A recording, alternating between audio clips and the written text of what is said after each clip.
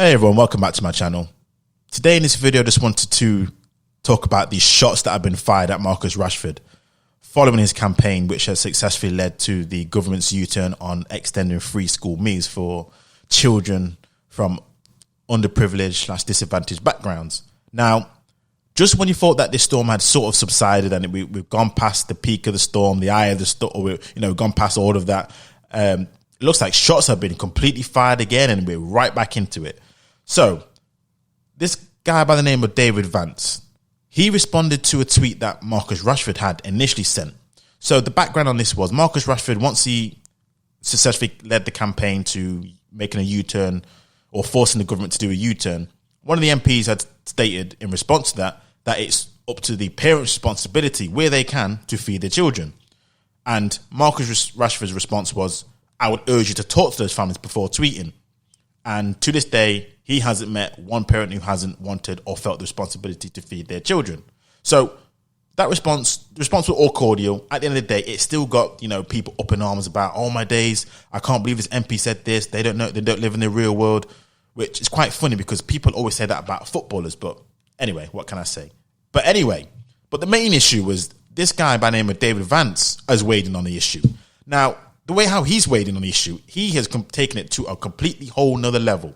So his tweet talked about, sadly, there is a disproportionate problem within the UK afro-caribbean community of black men abandoning their pregnant girlfriends, never to be seen again.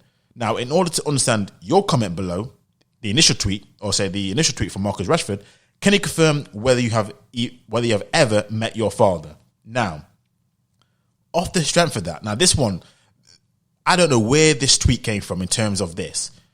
Nowhere near in Marcus Rashford's campaign did they ever talk about a particular community. Now, you would have thought, given the climate that we're in, Marcus Rashford would have been talking about one particular community, but that wasn't even on the table.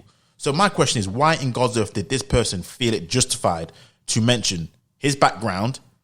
Also the fact of, I will say this though, this is true. It's a statistical fact based on evidence that in the Afro-Caribbean community, there are a lot of single parents out there and it's single mothers who are raising these kids. That is not disputed.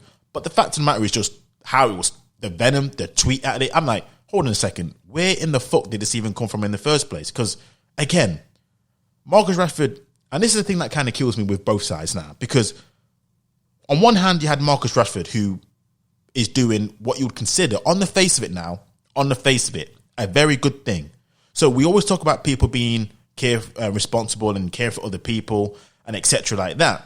And let alone a Premier League footballer, you wouldn't kind of expect it. Now, of course, you have the other side, which talks about, well, the economics of it, it's the taxpayers' money, it's the parent responsibility, which, by the way, both things are true. You can do good things, and also, you are correct, it is the parent's responsibility. But I'm like this. I think this tweet was foul play. I don't know what you guys think in the comments. I think there was no need for this type of comment based on the interaction that has happened. I think there was a time and place for everything. Here's the thing. Race wasn't even discussed. Nothing to do about single parents. It was just about a situation that families are in. Because again, it's not as if Marcus Rashford was talking about only single parents. It was just families. So I'd assume that would also include both parents, if applicable. Obviously, single parents, if applicable. And again, we don't know if we're talking about white families or black families. Again, we assume, and I assumed, it's all families.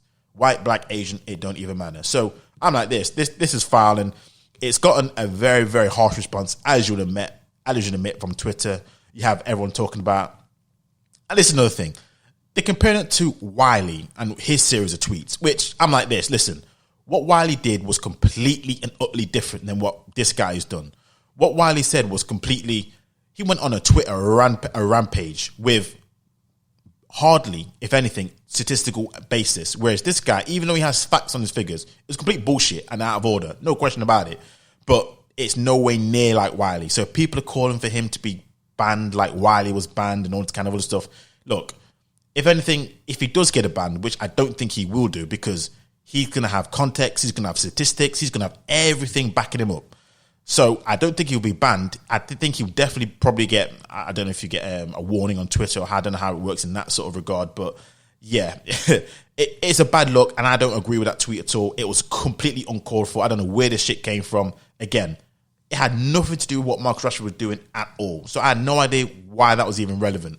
And for what I'm aware, I think Marcus Rashford does know who his father is. I mean, I believe he was raised by his single mother, so that part may be true. But as for the other part, I mean, that's just bang out of order. You know what I mean? So let me know what you think in the comments. I mean, is this foul play? Was it justified? Was it not justified? Let me know what you think. Until next time.